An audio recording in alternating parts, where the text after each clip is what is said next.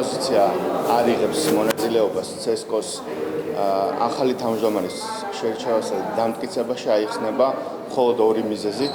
პირველი ეს გახლავთ არჩევნების წინასწარი დისკრედიტაცია, რაც განპირობებულია დამარცხების შიშით და შემდგომში ისინი იქნიან თავის მართლებისთვის საფუძველს თავის ამორჩევლს უთხრან, აი ამიტომ ვერ გავიმარჯვეთ, ხდება არჩევნების წინასწარი დისკრედიტაციის მცდელობა და მეორე მიზეზი გახლავთ ის, რომ საპარლამენტო ოპოზიციას განსაკუთრებით რადიკალურ ბანაკს არ აღმოაჩნდა ელემენტარული პოლიტიკური პასუხისმგებლობა, რომ შეესრულებინა საკუთარი ვალდებულება და აეღო ის პასუხისმგებლობა, რაც ოპოზიციას ნებისმიერ დემოკრატიაში ეკუთვნის. შესაბამისად, ეს ორი მიზეზი არის, ისინი დღეს არ იღებენ სხდომაში მონაწილეობას. მე ადრეს გითხარით თქვენ და კიდევ ერთხელ მოსურს ხაზგასმით გავიმეორო.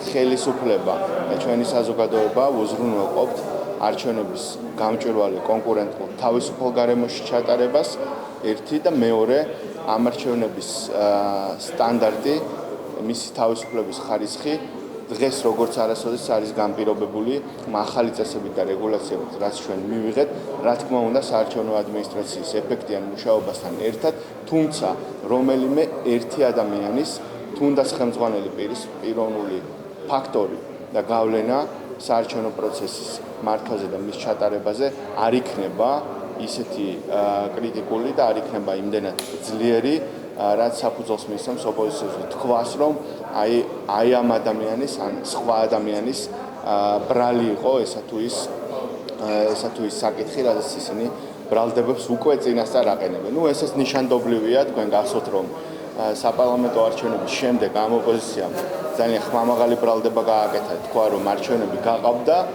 მაშინ, როდესაც იმავე დროს საერთაშორისო სადამკვირვებლო ორგანიზაციებმა, ჩვენმა საერთაშორისო პარტნიორებმა თქვეს, რომ არჩევნები ჩატარდა კონკურენტულ გარემოში ფუნდამენტური უფლებების დაცვით. ამიტომ ამ რადიკალური ოპოზიციის დღის წესრიგი, მათი განცხადებები, მათი მიზნები არის აცდენილი საქართველოს ეროვნულ ინტერესებს, ჩვენი ქვეყნის დემოკრატიულ მომავალს და ჩვენი პარტნიორების დამოკიდებულებას და ხედვას საქართველოს მიმართ.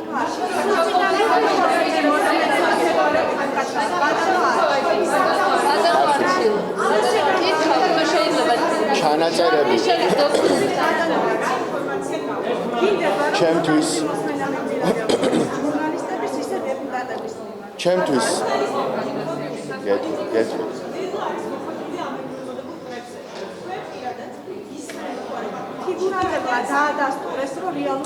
ჩემთვის ეს არის მაცალეთ, უგინათ პასუხი გაქცეთ თუ არა და არ ვიცი, როგორ განმარტო ეს საკითხი.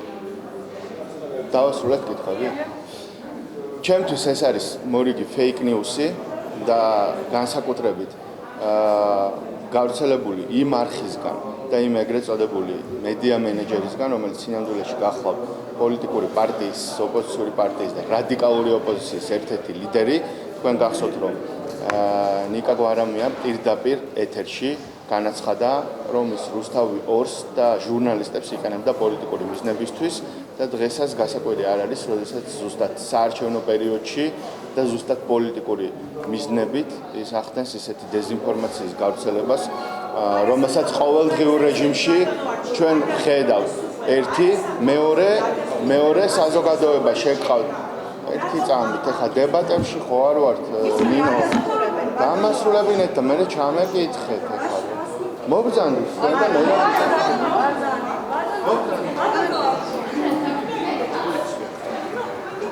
დებატები გვაქვს თუ კითხვა-პასუხი, დამასრულებინეთ, ხოვთ რომ დამასრულებინეთ. შემიძლია გაგიცვალოთ ადგილი, შემიძლია თუ შეგიძლიათ დამასრულებინეთ.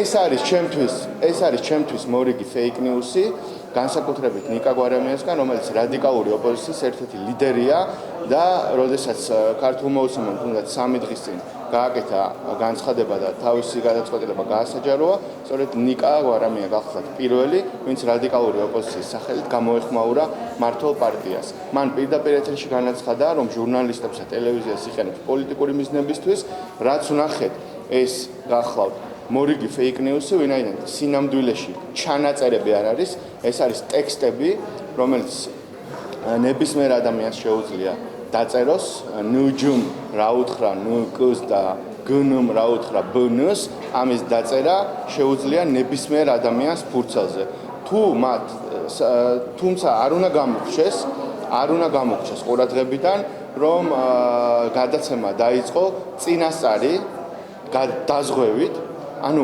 თქვა რომ ტკიცებულებებს ნუ მომთხოვთო დეტალებს ნუ მომთხოვთო და ამის საბუთებს ნუ მომთხოვთო რომ ეს მართლაც ხდებაო და როდესაც ესეთი განცხადებით იწყება ბრიფინგი ეს ემსახურება სენსაციას და დეზინფორმაციას ეს ერთი მეორე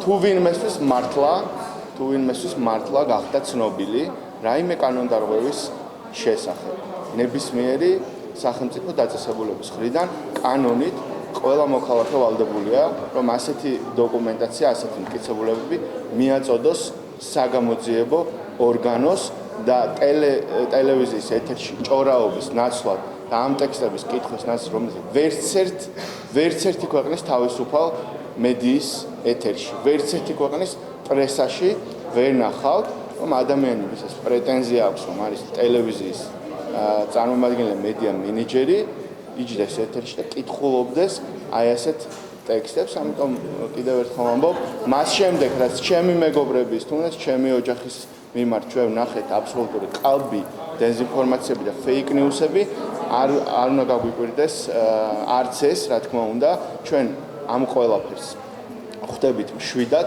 ვინაიდან ვიცით, ვინ არის ნიკა გვარამია, ყოფილი ჩინოვნიკი, ადამიანი, რომელსაც სისტემურ დანაშაულებში აქვს მთავარი წვლილი და დღეს არის ამოფარებული ჟურნალისტებს. სხვათა შორის თქვენს ყავთ ზუსტად იგივე ტიპის მედია მენეჯერი, მაყოფილი სახით მინუტი.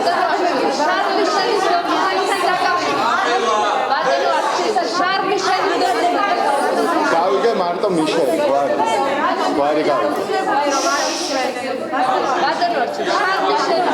თქვენ ვიცი თქვენ გინდათ ვიცი აი თქვენ ორი მედია საშუალების ხელმძღვანელებს ვიცი უნდათ რომ ქვეყანას სახელმწიფო უსაფრთხოების სამსახური საერთოდ არ არსებობდეს მაგრამ რა თქმა უნდა ჩვენ აქ ვართ იმიტომ რომ ყველა სახელმწიფო უწყებამ ორგანიზაციამ იმუშაოს ეფექტურად და შეასრულოს მასზე დაკისრებული მოვალეობა.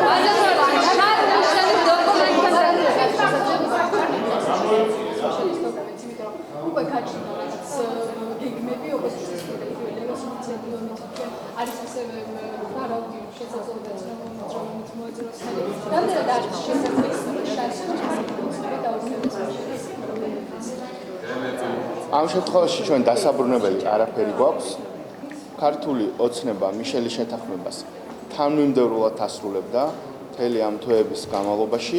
ყველა პუნქტი, რაც ჩვენზე იყო დამოკიდებული, პირნათლად გახლავთ შესრულებული და ბოლოს გახსოვთ ყველას, რომ ბოლოს ხომებზე ქართული ოცნება მიშელის შეთანხმებით აღებულ ვალდებულებას პრაქტიკულად სამხრივ რეჟიმში ახორციელებდა. შესაბამისად, ვინც უნდა დაუბრუნდეს, შეაფასოს თავისი წინამოქმედებები, შეაფასოს თავისი გადაწყვეტილებები და ეს უპასუხისმგებლობა, რაც გამოიჩინეს, ეს არის რადიკალური ოპოზიცია, რომელსაც ჩვენ დავამარცხებთ არჩევნებში, არჩევნებიდან მაქსიმუმ ერთი თვის განმავლობაში, რა თქმა უნდა, ისინი ეცდებიან კვლავ ძირი გამოუთხარონ ჩვენი ქვეყნის სტაბილურობას, დემოკრატიას, თუმცა ერთი თვის შემდეგ გარწმუნებთ, რომ ქვეყანა დაუბრუნდება და გადავა მშვიდი განვითარების ეტაპზე. ჩვენ უკვე წინ გვაქვს წლები, როდესაც მთელს ჩვენს ყურადღებას, მთელს ჩვენს ენერგიას მივმართავთ იმ საჭიროებებისკენ, რაც ხალხს აწუხებს, იმ პრობლემების მოსაგვარებლად, რომელიც დგას კვლავ ჩვენი ქვეყნის დღის წესრიგში, პანდემიით დაზარალებული ეკონომიკის აღსადგენად, ტერიტორიული მთლიანობის საკითხებზე სამუშაოდ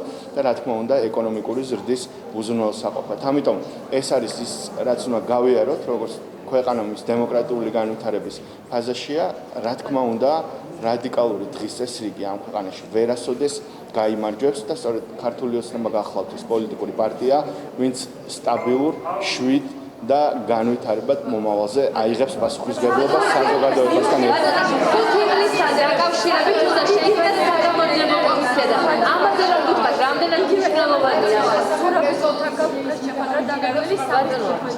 რა კონკრეტულ საკითხებზე უნდა ისაუბროს პრეზიდენტთან და მიუძანებით უნდა?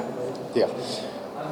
პირველ რიგში რა თქმა უნდა დღეს უკვე აშკარად ჩანს საქართველოს პრეზიდენტის ის როლი და მისი დამოკიდებულება პოლიტიკური პროცესის, დემოკრატიული პროცესების მიმართ, რომელზეც ჩვენ საუბრობთ სწორედ მისი არჩევნების დროს და გახსოვთ ეს იყო ზუსტად ის ოპოზიცია და ოპოზიციის მიერ მართული მედიის ნაწილი, რომელიც ყველანაირად ცდილობდნენ საქართველოს მომავალი პრეზიდენტის დისკრედიტაციას. მას შემდეგ, რაც არჩეულია, ყველა ხედავს, რომ ქალბატონი სალომე ზურაბიშვილი ზეპარტიული დღესასრიგით მოქმედებს და მისი როგორც პრეზიდენტის ფუნქცია, მისი მოვალეობები აბსოლუტურად არის მიმართული ქვეყანაში სტაბილური პოლიტიკური პროცესის უზრუნველსაყოფად. რა თქმა უნდა, ჩვენ გვყავს ოპოზიცია, რომელიც ამბობდნენ, რომ არ აღიარებს პრეზიდენტს, მაგრამ არჩევნებიდან 2-3 თვეში უკვე პრეზიდენტს მიმართავდნენ სხვადასხვა თხოვნებით. მას შემდეგ ბევრჯერ ვნახეთ, რომ ზუსტად ეს ოპოზიცია, ვინც პრეზიდენტის დისკრედიტაციას ეწეოდნენ, დაუბრუნდნენ ბევრჯერ პრეზიდენტს სხვადასხვა თხოვნით და ჩართულობის მოთხოვნით. დღეს ვფიქრობ, როლი, რომელსაც საქართველოს პრეზიდენტი ასრულებს, არის კვლავ ძალიან მნიშვნელოვანი, რომ მოხდეს პოლიტიკური პროცესის სტაბილური და მშვიდობიანი განვითარება. ჩვენ ხშირად გვაქვს მასთან სამუშაო შეხვედრები და რა თქმა უნდა მე მოხარული ვარ, რომ დღესაც მისი ინიციატივით გვექნება საშუალება, რომ მიმდინარე პოლიტიკური საკითხები განვიხილოთ. თუ რაზე იქნება საუბარი და რა იქნება ჩვენი პოზიციები, ამას შეხვედრის შემდეგ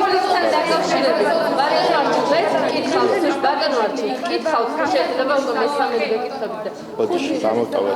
ხუთივლისთან დაკავშირებით საგამოძიებო კომისიის უნდა შექმნას, ხო უნდა დაინიციირდეს ბიუროზე. აი რა მნიშვნელობა ექნება ამ საგამოძიებო კომისიას იმ ფონდს, როდესაც გამოძიება მიმდინარეობს და რა მნიშვნელობა ექნება ეს არის შარლ მიშელის რეფორმების ჯგუფის ინიციატივა. ჩვენ არ დაველოდეთ და ხელისუფლება არ დაელოდა რაიმე კომისიის შექმნას. პარლამენტში პირიქით ხელისუფლება მოქმედებდა მყისიერად იმ პასუხისმგებლობის ფარგლებში, რომელიც აქვს, რა თქმა უნდა, შესაბამის სტრუქტურებს და სამართალდამცავ სტრუქტურებს, რომ გამოეძებინათ ძალადობის ფაქტები. ეს უკვე შემდგომში გახდა ოპოზიციის ინიციატივა, მათ დააყენეს კომისიის შექმნის საკითხი, მათ აქვთ საკმარისი ხმები პარლამენტში, რომ უკვე მერამდენეთ აანონსებდნენ სხვადასხვა კომისიის შექმნას და ბოლოს თუ შეუძლიათ შექმნან ასეთი კომისია და აჩვენონ საზოგადოებას, რომ მართლაც საპარლამენტო მუშაობაში ჩართვა შეუძლიათ და ისინი არ ხედავენ პარლამენტს როგორც ქუჩის პროცესებს, რომელსაც თვითონ მიჩვეულნი არიან. ამიტომ დღეს გვაქვს სხდომა, ამაზე პარლამენტი იმჟელებს და ვნახავთ, ისეთ შემთხვევაში პარლამენტის გახლავთ ძალზედ მნიშვნელოვანი ის საგამოძიებო პროცესი, რომელსაც სამართალდამცავი სტრუქტურები აწარმოებენ და ჩვენ მოველით ხელისუფლებას, აღმასრულებელ ხელისუფლებას და სამართალდამცავ სტრუქტურებს აქვს პარლამენტთან სრული საკანონმდებლო მხარდაჭერა იმისთვის, რომ დადგინდეს კონკრეტული პირების ბრალეულობა და პასუხისმგებაში მიეცენ ის ადამიანები, ვინც დაარღვიეს კანონი. შეიძლება სხდომაზე რომ შევიდეთ და მე რეგი პასუხი.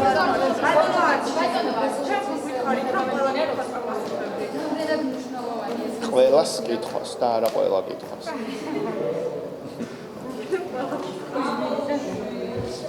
მნიშვნელოვანია, რომ საქართველოს პარლამენტში ჩვენ მოვამზადეთ რეზოლუცია დეოკუპაციის შესახებ, სადაც კიდევ ერთხელ ჩვენი ხელისუფლების და ჩვენი საზოგადოების პრინციპული დამოკიდებულება არის მოცემული ოკუპირებულ რეგიონებში არსებულ მდგომარეობასთან დაკავშირებით, რუსეთის ფედერაციის პასუხისმგებლობასთან დაკავშირებით, იმ უმძიმეს დარღვევებთან დაკავშირებით, რომელსაც ადამიანების ჯანმრთელობა, სიცოცხლე და თავისუფლება ეწირება, გვახსოვს გიგა ოთხოზორიას მკვლელობა, გვახსოვს არჩილ ტატუნაშვილის მიმართ უმძიმესი დარღვევები, მის სიცოცხლის ხელყოფა, გვახსოვს გახელეს უკანონო პატიმრობა, სხვა ბევრი მოქალაქის მიმართ უფლება დარღვევები, სწორედ ამას პარლამენტი, როგორც ახალი მოწვევის პარლამენტი, რადგან წინა მოწვევის პარლამენტში ჩვენ გვქონდა ძალიან ძლიერი რეზოლუცია, ეხმიანება ამ რეზოლუციის მიზანი გახლავთ, რომ კიდევ ერთხელ ძლიერი შეტყობინება გაუგზავნოთ საერთაშორისო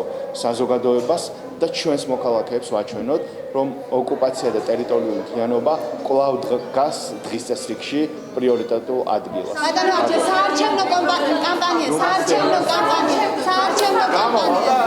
საარჩევნო კამპანიაზე ერთი კითხვა დაგვრჩა მარტო.